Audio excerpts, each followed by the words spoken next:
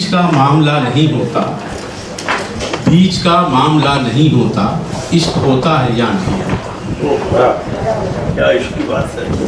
हाज़रीन, ये आज जो मौजू है, जाहिर सी बात इस पर हमारे प्रियंवत जी ने बहुत ही ख़ास एहतमाम से उन मेहमानों का इंतखाब किया है जो अपना इख्तिसास आज या इतनी ख़ास तौर से जिन्होंने अमीर पे कबीर पर काम किया और वो अपना यहाँ पर खिताब फरमाएंगे।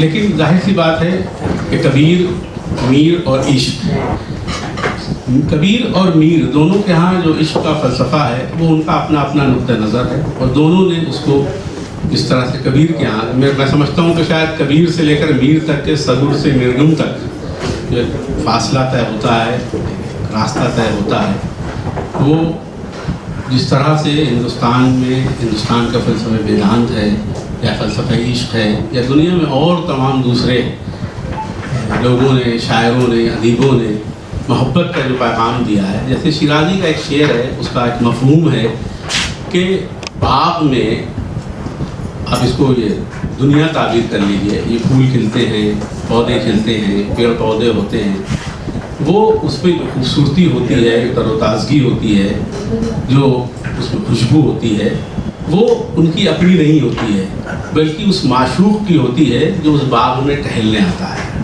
अब वो माशूक कौन होता है? जाहिर सी बात है वो एक ऐसा, जाहिर सी बात हमारे यहाँ अगर सगुन माशूक का जो फ़लसफ़ा लें तो जाहिर सी बात कि इश्क जो मानवी इश्क है या इंसानी हकीकत में है या माशूक का एक जो तस्वुर हमारे यहाँ शायरी में, ख़ासतौर से गज़ल में या उर्दू में, उससे हकीकत बयान होती है। और दूसरा या कबीर हैं या दूसरे हमारे तसव्वुफ़ या वेदांत का जो फ़लसफ़ा है, वहाँ पे निर्गुण जो इश्क है उसका फ़लसफ़ा या उसका बयान यहाँ पर किया जाता है। तो हर आदमी ने अपनी तौर से, जैसे कबीर ने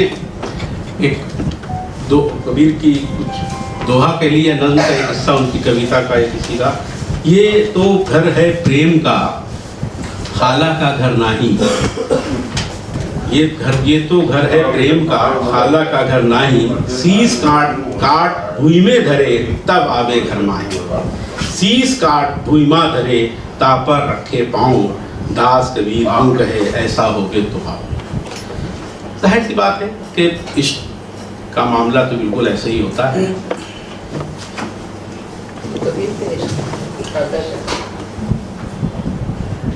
इस पर बात तो जाहिर सी बात है हमारे मेहमान करेंगे, लेकिन इसको, इस उन्वान को रखने के लिए जिस शख्स को क्रेडिट जाता है, मैं सबसे पहले प्रियंवत जी को बुलाता हूँ कि वो उनके जहन में क्यों ये मौजू आया, उसके ताल्लुक़ से आप गुफ्तगू करें। प्रियंवत जी। खुशामदीद। हम लोग 3 साल बाद मिल रहे हैं। हमारी आखिरी गोष्ठी 2019 में हुई, फिर 20 में हम लोग नहीं मिल पाए, 21 में नहीं मिल पाए और अब 22 में अक्टूबर में मिल रहे हैं। पिछली शायद नवंबर 19 में हुई थी। और बड़ी खुशी की बात है कि हम लोग उस सिलसिले को फिर से शुरू कर पा रहे हैं जो आकार की पिछली 3 गोष्ठियों में हुआ है। अब जब ये हुआ कि एक गोष्ठी रखनी हो और मौजू की बात हुई कि किस बात पर की जाए, तो पहले से कुछ विषय चल रहे थे दिमाग में, लेकिन उसी दौरान एक शेर एक मीर का पढ़ा, उसका दूसरा मिसरा है, ढाई आखिर इश्क के पर इनमें विस्तार बहुत। आखिर की जगह शायद कोई दूसरा शब्द है, ऐसा ही कुछ है। ढाई आखिर इश्क के पर इनमें विस्तार बहुत है। आचर दो आचर है इश्क के पर इनमें विस्तार बहुत है। ढाई लेकिन उन्होंने 2 कहा है। तब लगा कि ये तो बिल्कुल वही कबीर की ज़बान है। ढाई अक्षर प्रेम के पढ़े सो पंडित हुए, और बीच का वक्फा करीब करीब 250-300 साल का है। तो ये क्या सिलसिला है कि बीच के 250-300 साल में एक आदमी 300 साल पहले कह रहा है कि 2.5 अक्षर जो पढ़ ले प्रेम के वो पंडित है, और उसके 300 साल बाद ही वही बात चल रही है कि जो 2 अक्षर पढ़ ले इश्क के उसमें विस्तार बहुत है। विस्तार ऐसा शब्द भी आप देखिए मीर के यहाँ, मीर के यहाँ ऐसे बहुत से शब्द मिलेंगे। आपको यकीन नहीं होगा, ये मीर का मिसरा है। दिन आज का भी सांझ हुआ इंतजार में, लगेगा आप गिरजा कुमार माथुर की या धर्मवीर भारती कविता पढ़ रहे हैं। इन दिनों में देखने हमको बहुत आया करो, ये सब मीर के मिसरे हैं। तो जब ये आया तो हैरानी की बात थी कि कबीर और मीर में क्या सिलसिला बनता है। तो इश्क तो जाहिरा तौर पर बन रहा था कि प्रेम और इश्क का एक सिलसिला बनता है। बात कुछ दिमाग में आई, फारूक साहब से बात की कि हम भाई इसको रख सकते हैं। तो हम लोगों ने पहले जो विषय सोचा वो था कबीर और मीर का इश्क।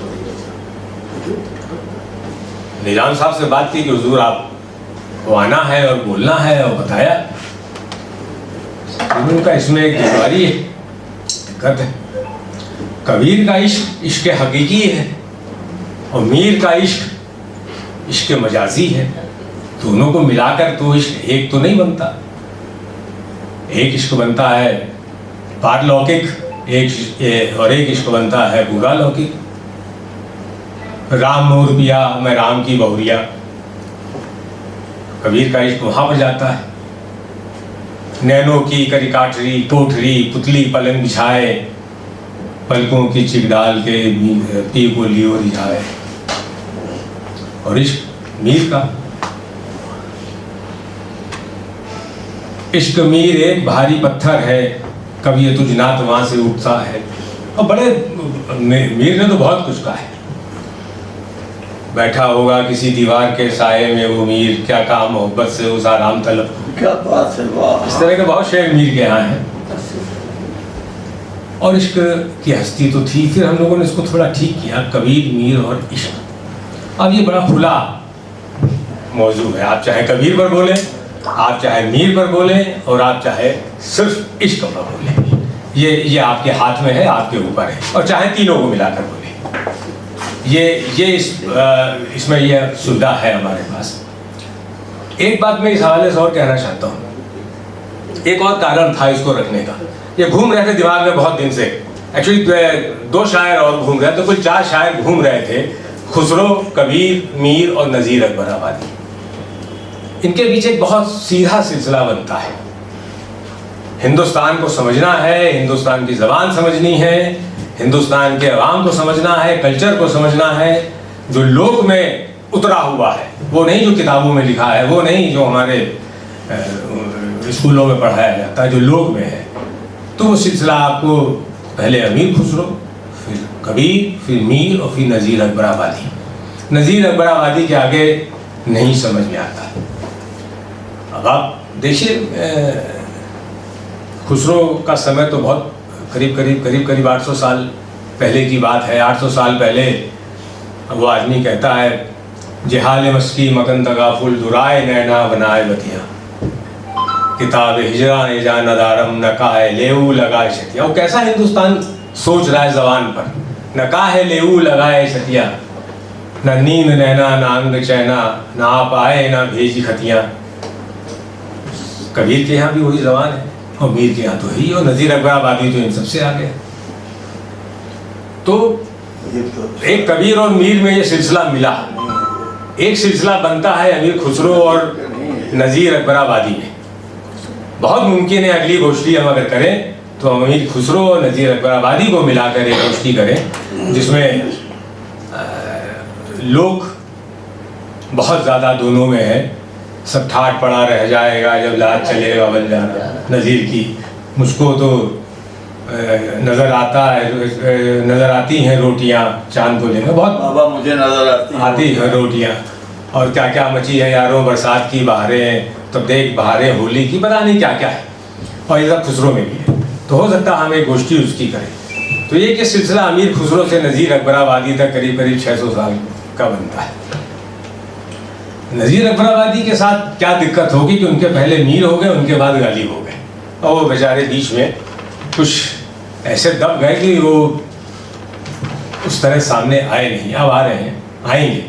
वो हिंदुस्तान का सबसे ज़बरदस्त शायर है। जिसको हिंदुस्तान को समझना है वो नज़ीर अकबर आबादी को समझे, ये ज़रूरी चीज़ है। तो इस सिलसिले से ये बना। और इश्क पर तो सब लोग जानते हैं, करते हैं। आप देखिए कबीर का हमन है इश्क मस्ताना, हमन को होशियारी क्या। अब मुझे नहीं लगता कि इश्क को लेकर इससे बेहतर कोई परिभाषा हो सकती है। कहे आजाद या जग में, हमन को जग से यारी क्या। इसी के आखिरी उसमें है कबीरा इश्क का माता। मैंने जिस दिन ये मिसरा पढ़ा, मैं 2 दिन पागलों की तरह घूमता था कि मैं तो इश्क का माँ हूँ। ये तो दुनिया में किसी ने तस्वुर ही नहीं किया कि मैं इश्क का माता हूँ। मेरा भी संग्रह है, मैंने उसका नाम ही ये रखा बच्चों की किताब का, इश्क का माता। दुनिया में कोई शायर नहीं मिलेगा जो छाती ठोक कर कहे कि मैं इश्क का माता हूं। मैंने इश्क को पैदा किया है। इश्क को तो पैदा ऊपर वाले ने किया, कबीर कहता मैंने किया है। अब बहुत कुछ है। आप मतलब आप इश्क पर जाए तो कोई अंत नहीं है, मीर पर जाए तो कोई अंत नहीं है, कबीर पर जाए। मीर पहले 100 बार इधर उधर देखा, तब तुझे डर के एक नजर देखा। बताइए सर, एक बार पढ़ लीजिए, जिंदगी भर नहीं भूलेंगे। एक इश्क का ये भी आलम है। बाकी हमारे सामने निज़ाम साहब ने, देखिए बहुत मेहरबानी है, ये कानपुर तशरीफ लाए। आप सब जानते होंगे उर्दू के तो इस वक्त बहुत बड़ा नाम है।